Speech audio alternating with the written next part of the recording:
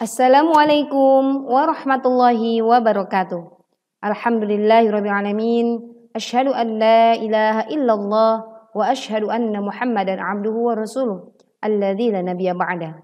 Rabbi shrah li sadri wa yassir li amri wahlul 'uqdatam min lisani yafqahu qawli ya fattahu ya alim. Subhanaka la 'ilma lana illa ma 'allamtana innaka antal alimul hakim. Rasa syukur kepada Allah Subhanahu wa taala, marilah sama-sama kita panjatkan dengan segala nikmat dan karunia yang telah Allah berikan kepada kita semua. Dengan segala nikmat yang insya Allah senantiasa akan kita syukuri dan meningkatkan keimanan kita. Nikmat kesehatan, nikmat kesempatan, nikmat iman dan Islam yang paling utama, yang tentunya itu merupakan hal yang terbesar di dalam kehidupan kita.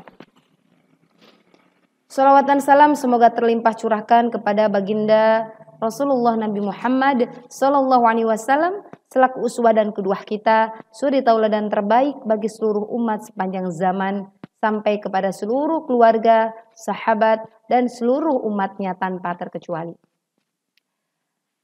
Ikhwan wal akhwat fillah semuanya, santri dan santriwati SMP IT Harapan Bunda Purwokerto.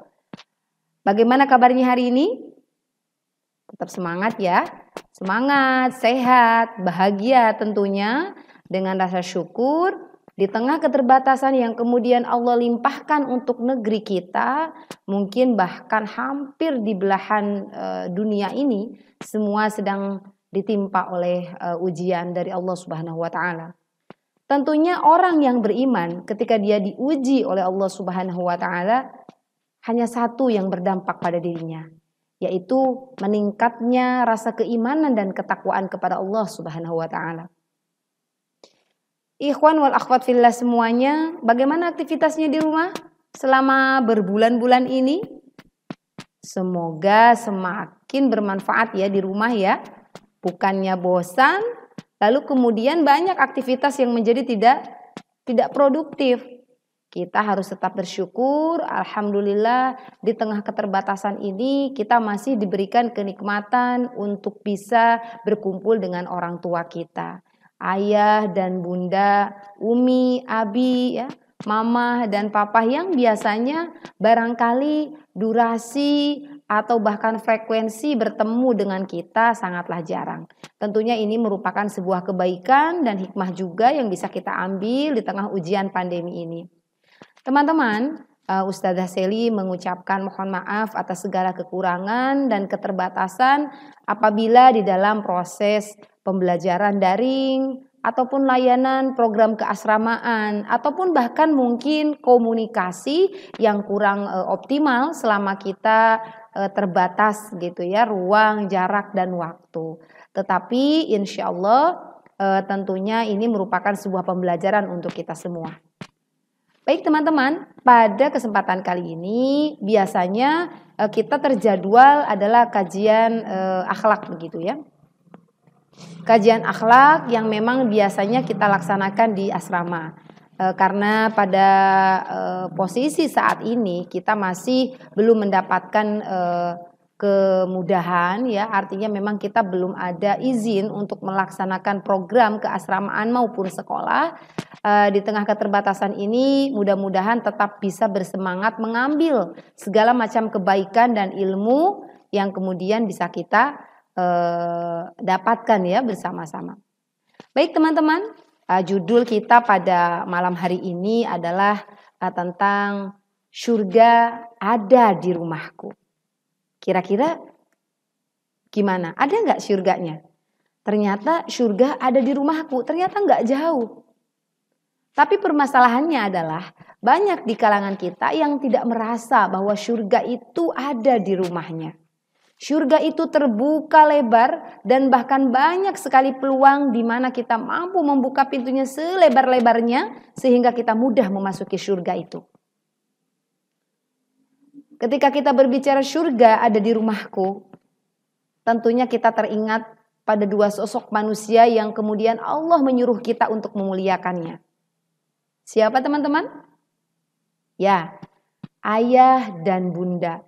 Umi, abi, mama, papa, merekalah yang kemudian merupakan gerbang utama di rumah kita, yaitu menuju surga Allah Subhanahu wa taala.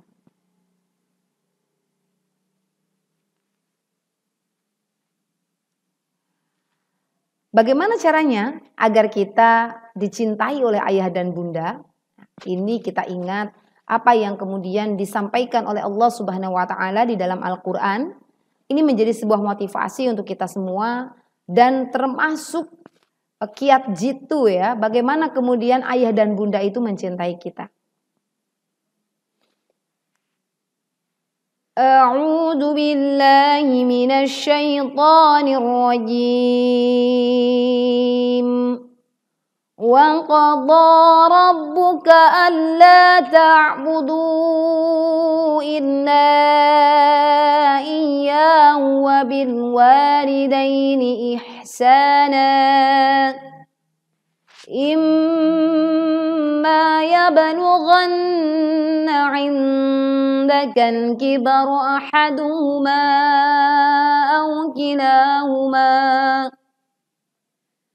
أو كلاهما فلا تقل لهما أف ولا تنهرهما وقل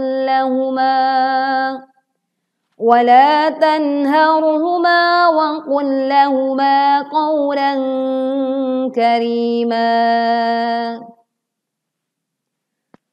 Dan Tuhanmu telah memerintahkan supaya kamu jangan menyembah selain Dia. Dan hendaklah kamu berbuat baik pada ibu bapakmu dengan sebaik-baiknya. Jika salah seorang di antara keduanya atau kedua-duanya sampai berumur lanjut dalam pemeliharaanmu, maka sekali-kali janganlah kamu mengatakan keduanya perkataan dan janganlah kamu membentak mereka dan ucapkanlah kepada mereka perkataan yang mulia. Teman-teman, jika kita melihat dari ayat ini, Allah memberikan sebuah pesan yang sangat penting, di mana ini adalah sebuah perintah bagi seorang anak agar dia dicintai oleh ayah dan bundanya, termasuk dicintai oleh Allah Subhanahu wa taala. Hendaklah kita berbuat baik kepada ayah dan ibu, pada umi dan abi dengan sebaik-baiknya. Bahkan mungkin nanti kita merasakan begitu, bahkan mungkin melihat saat ini. Ketika orang-orang lanjut usia, biasanya banyak keterbatasan yang dia miliki. Keterbatasan pendengaran, keterbatasan penglihatan, keterbatasan pengucapan dan lain-lainnya. Karena terkikisnya usia oleh waktu, maka kemandirian pun menjadi berkurang. Dan inilah yang menjadi kepastian akan dirasakan oleh seluruh manusia, termasuk kedua orang tua kita, dan bahkan mungkin di masa depan nanti termasuk diri kita. Ketika orang tua kita sudah lanjut pun, saat mereka memiliki banyak keterbatasan, ternyata Allah tetap memerintahkan kita untuk berbuat baik kepada ayah dan bunda kita. Maka ini menjadi sebuah motivasi bagaimana kemudian kita menjadi anak yang solih, solihah, muslih, dan muslihah karena kita tahu bahwa ternyata surga Allah ada di rumah kita melalui ayah dan ibu kita, terutama ibu kita. Terutama nih sekarang teman-teman sedang ada di rumah berbulan-bulan lamanya. Kira-kira kalau misalkan ustadzah ya dan ustadz di sekolah dan juga asrama mengadakan polling ya, mengisi sebuah kuesioner misalkan, lalu ingin tahu bagaimana sebetulnya pendapat ayah dan bunda ketika teman-teman ya anak-anaknya ini berada di rumah dibandingkan saat di asrama. Apakah merasa lebih senang karena ada teman-teman di rumah menyebabkan pekerjaan di rumah menjadi ringan, menyebabkan adik ada yang mengasuh, menyebabkan ayah dan bunda merasa bahagia karena menenangkan melihat wajah teman-teman, mendengar suaranya, atau bahkan kebalikan. Kira-kira bagaimana nih? Kalau kemudian Ustazah memberikan kuesioner kepada ayah dan bunda, umi, abi, teman-teman di rumah, kira-kira lebih enak mana? Teman-teman tetap berada di rumah seperti sekarang, all day long, sepanjang hari, ataukah kemudian ayah dan bunda lebih memilih agar teman-teman berada di asrama? Biar nggak ngeribetin, biar nggak ngericuhin, biar nggak berkelahi atau berebut mainan, berebut makanan dengan adik dan kakak. Ataukah kemudian juga merasa ketika teman-teman berada di rumah malah bertambahlah pekerjaan ayah dan bunda? Nah, coba kita tanya. Kalau kemudian jawaban kita yang pertama, berarti alhamdulillah. Ternyata memang kita tahu, kita paham bahwa surga ada di rumah kita. Tapi kalau kemudian ternyata jawabannya yang kedua, bahwa ternyata keberadaan teman-teman berada di rumah menambah beban ayah dan bunda. Nah, disinilah perlu kembali kita perbaiki pemahaman kita, keyakinan kita bahwa rumah kita adalah surga yang pertama sebelum surga yang sesungguhnya. Selain dari ayat yang tadi telah kita simak di surat Al-Isra, Allah pun menyampaikan di Quran surat An-Nisa ayat 36. Berkali-kali Allah memerintahkan hal ini kepada kita agar kita mampu menjadi seseorang yang bagaimana? Yang berbakti kepada orang tua, dan orang tua itu juga sayang terhadap diri kita. Nah, nanti teman-teman bisa baca begitu ya di dalam Al-Quran gitu ya.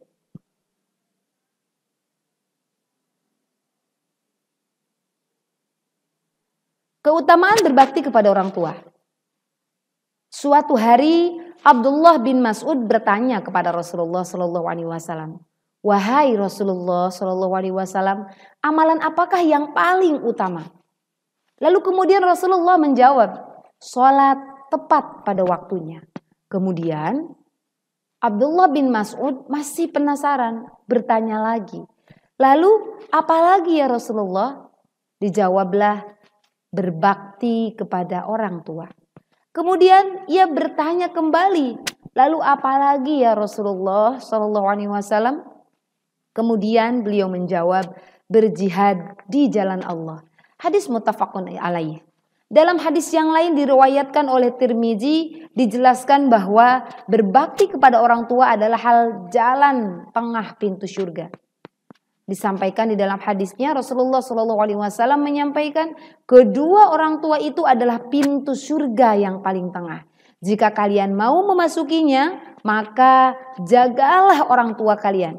Jika kalian enggan memasukinya, silahkan sia-siakan orang tua kalian.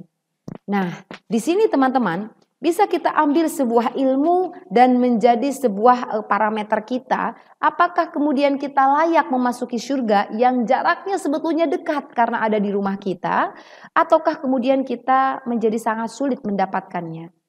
Yaitu di mana jangan sampai kita mensia-siakan orang tua selagi orang tua kita masih ada. Contoh, Ustazah Seli ini ditinggalkan oleh almarhumah ibu ya, dari sejak kelas 2 SMP.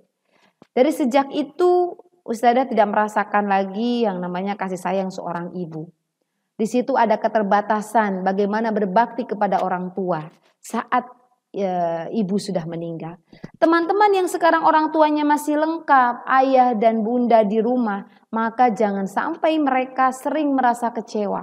Bahkan kalau dihitung dalam satu hari, berapa kali teman-teman membuat mereka merasa bersedih atau bahkan mungkin terluka hatinya.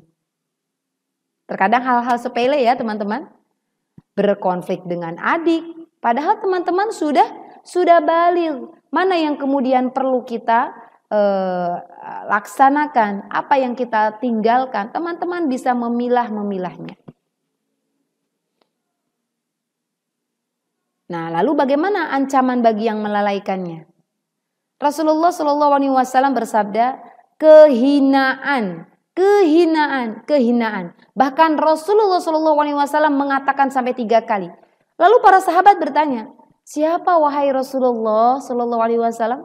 Nabi menjawab, mereka yang dikatakan mendapatkan kehinaan adalah orang yang mendapati kedua orang tuanya masih hidup ketika mereka sudah tua. baik salah satunya atau keduanya, namun orang tadi tidak masuk surga. Perhatikan teman-teman, jadi ini adalah kehinaan yang sangat nyata kepada seorang manusia yang dia diberikan kesempatan oleh Allah mendapatkan kebersamaan dengan orang tuanya hingga orang tuanya tua renta, tetapi dia ternyata tidak masuk surga.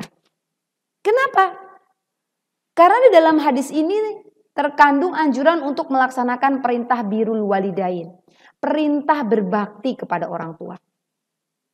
Kalau misalkan dia diberikan kesempatan, orang tuanya membersamainya hingga orang tuanya tua renta, berarti dia memiliki kesempatan untuk berbuat baik sebanyak-banyaknya.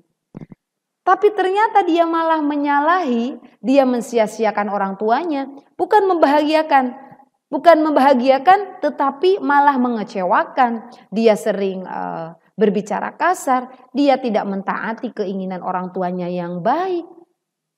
Dia tidak mendengar nasihat-nasihat dari orang tuanya. Masya Allah, inilah merupakan sebuah teguran bagi kita. Perhatikan akhlak kita terhadap orang tua, terutama ibu.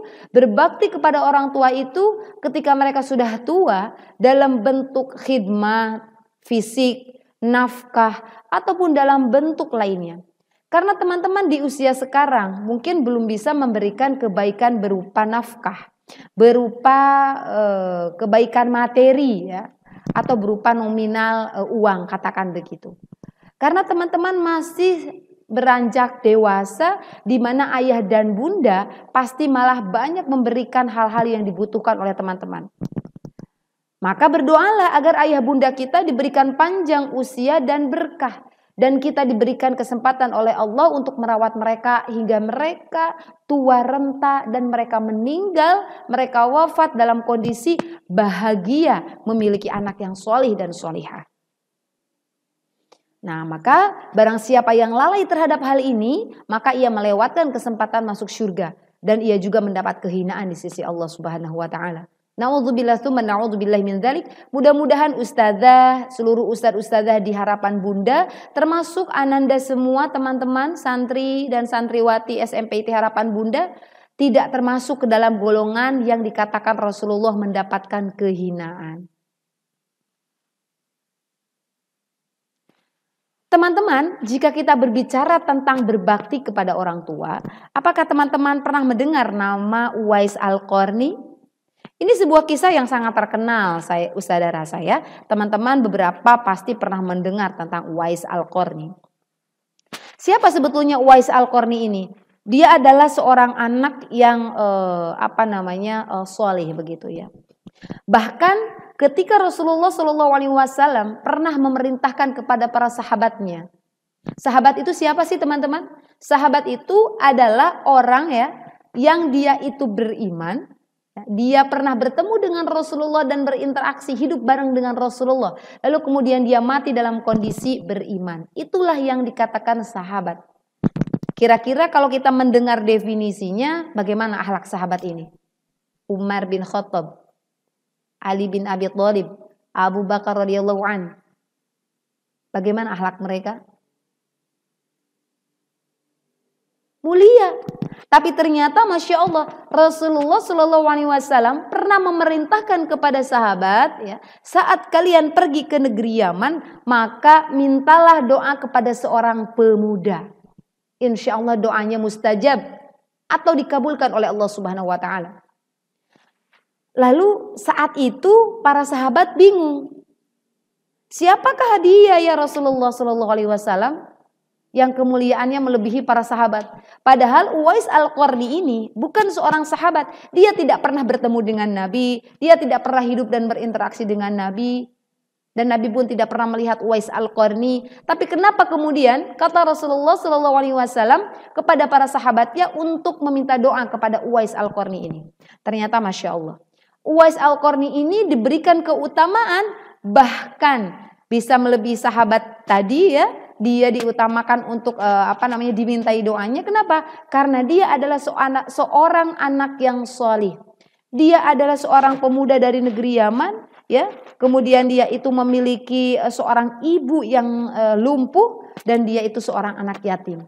Tapi Masya Allah, dengan keimanannya dia menjadi anak yang solih. Bagaimana sebetulnya kisahnya? Uwais Al-Qarni ini dia senantiasa menemani aktivitas ibunya yang dalam kondisi lumpuh. Segala hal aktivitas kehidupan di rumah, Uwais membantu ibunya. Termasuk saat itu, ibunya yang sudah tua renta berkata kepada Uwais Al-Qarni, "Wahai anakku Uwais Al-Qarni, ibu semakin tua dan renta. Jika kemudian nanti tiba saatnya dan kau dimampukan oleh Allah Subhanahu wa taala, maka injakanlah kakimu ke negeri Mekah." Maksudnya ibunya menyuruh untuk berangkat haji kepada Uwais Al-Qarni. Lalu bergetarlah Uwais Al-Qarni, dikatakan seperti itu. Masya Allah, dia kemudian merasa termotivasi untuk bisa mewujudkan keinginan ibunya agar mampu ibadah haji ke Mekah, ke Baitullah. Lalu apa yang dilakukan oleh Uwais Al-Qarni? Lalu Uwais Al-Qarni ini dikisahkan dia mendapatkan seekor lembu begitu ya. Lalu dia pelihara lembu itu bukan untuk dijual lalu kemudian uangnya dipakai nabung untuk bisa naik haji ibunya ya. Tetapi ternyata lembu itu dia simpan di atas lembah yang sangat tinggi. Lalu dia kasih makan, dia gembala, dia bawa dengan naik turun ya. Ternyata Masya Allah si lembu ini dia angkat, dia gendong. Uwais Al-Qarni gendong lembu itu mulai dari usianya kecil sampai kemudian besar dan berat badannya pun bertambah. Bertambahlah bobot berat dari lembu ini, bertambah pula kekuatan dan otot dari Uwais Al-Qarni yang setiap hari ya dia itu bolak-balik menggembala lembunya dengan cara menggendongnya. Tujuannya apa teman-teman? Ternyata Uwais Al-Qarni ini berusaha berlatih, menguatkan tubuhnya, berikhtiar karena dia memiliki keinginan membawa ibunya ke Baitullah dengan menggendongnya. Masya Allah. Dari Yaman ke Mekah itu jauh sekali teman-teman, Masya Allah. Menggendongnya. Bahkan ketika sampai di Baitullah, Masya Allah. Gitu ya. Ketika sampai di Baitullah luar biasa. Padahal ibunya selalu mengatakan, "Sudah cukup anakku, engkau kelelahan." Kakinya sampai melecet, melepuh karena kepanasan. Tapi Masya Allah dengan kekuatannya karena ingin mengantarkan ibunya, wanita yang mengandungnya, yang melahirkannya, yang menyusuinya dan membesarkannya, dia ingin membalasnya dengan membawanya ke Baitullah. Lalu kemudian apa yang disampaikan Uwais Al-Qarni di dalam doanya?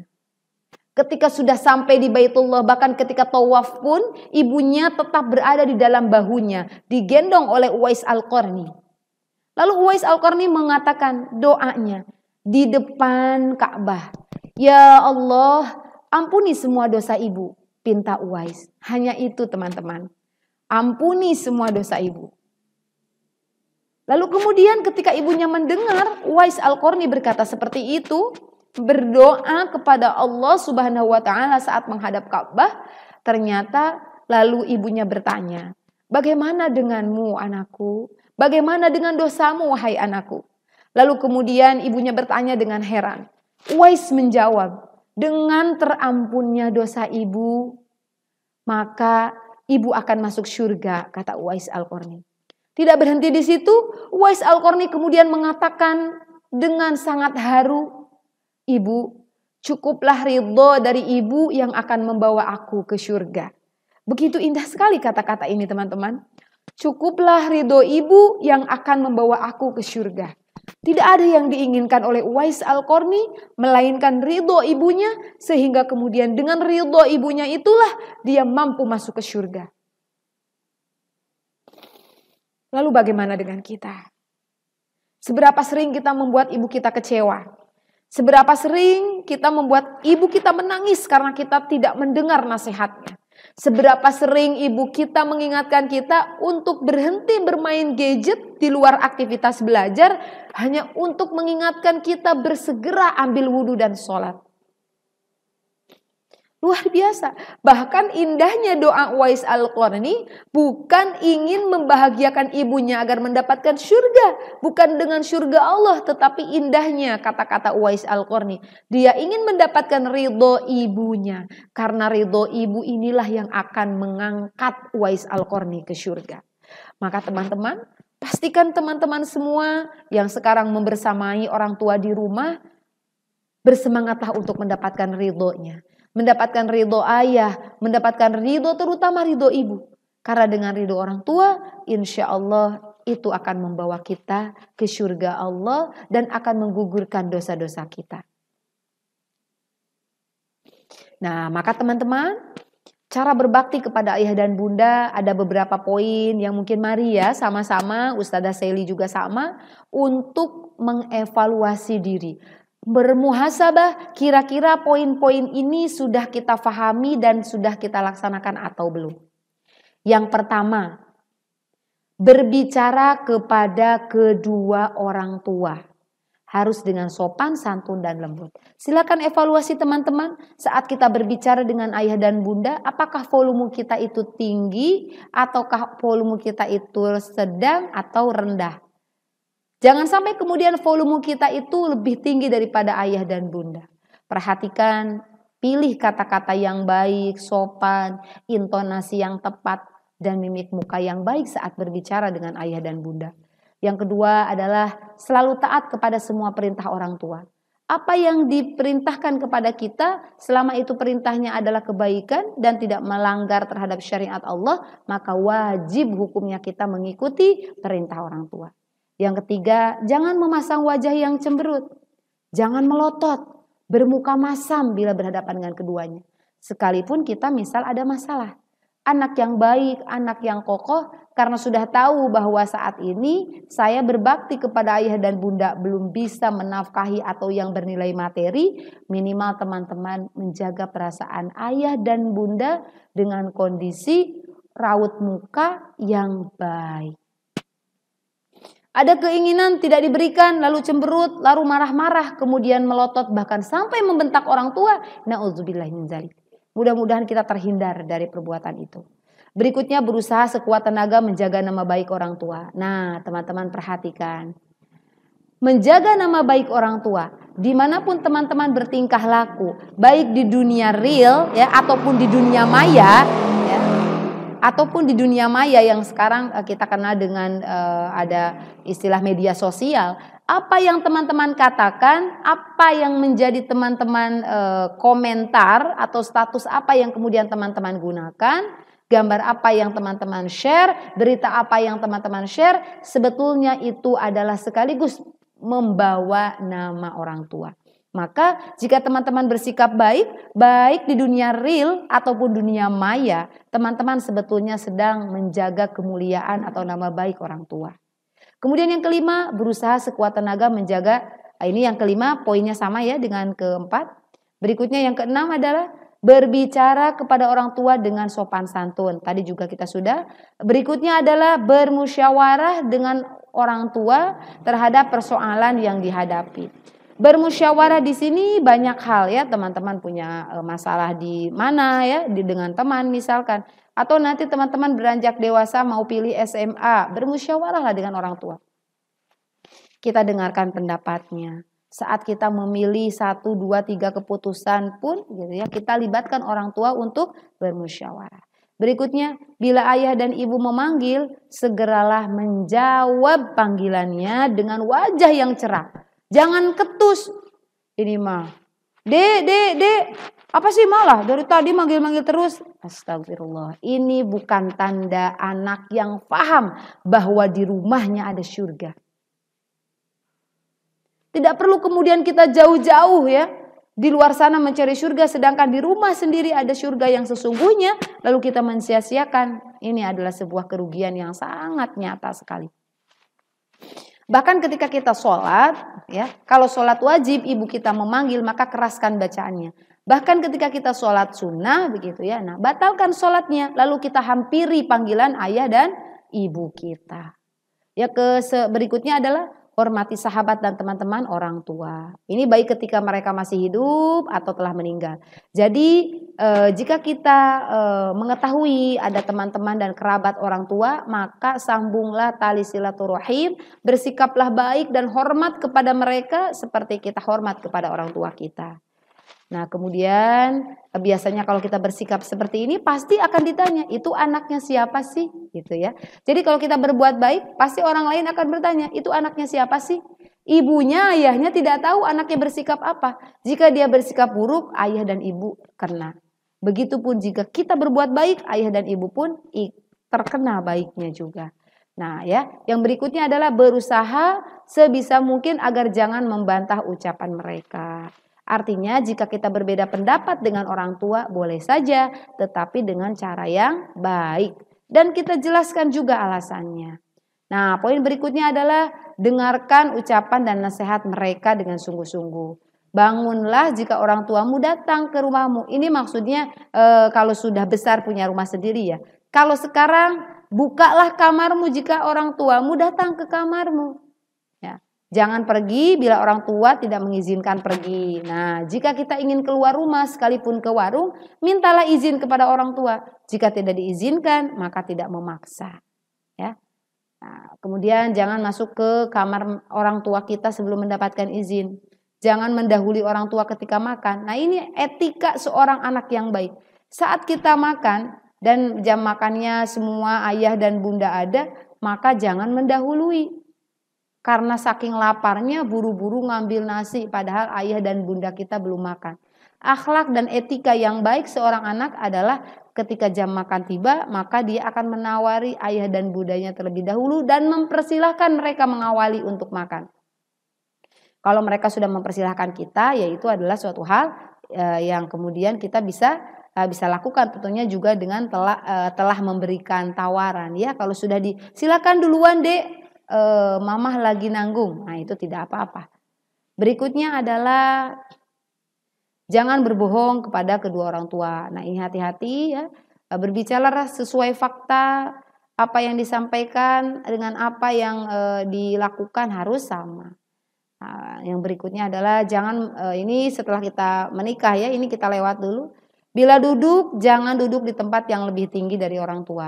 Jadi kalau orang tua kita duduk misalkan di bawah, maka kita ikut di bawah. Kalau orang tua kita berbicara dengan berdiri, maka kita ikut berdiri. Kalau orang tua kita berbicara dan sedang duduk, maka kita ikut duduk. Ya, begitu. Dan jangan selonjorkan kaki ke hadapan ayah dan ibu. Selonjoran kaki terkadang satu hal yang sederhana ya, tetapi anak yang dia paham tentang sopan santun, dia tidak akan melakukan itu.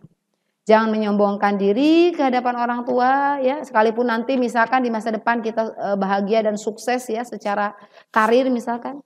Kemudian jangan kikir dan pelit untuk memberikan harta kepada mereka. Ini saat teman-teman sudah beranjak dewasa. Kemudian doakan mereka saat mereka masih hidup maupun saat sudah meninggal. Nah, demikian teman-teman. Mudah-mudahan materi yang singkat ini memberikan sebuah motivasi kepada kita bahwa surga ada di rumah kita. Rumah kita adalah surga yang pertama sebelum surga yang sesungguhnya nanti. Siap teman-teman? Semangat menjadi anak yang solih-solihah. Setelah kajian ini langsung lakukan sikap yang baik terhadap orang tua.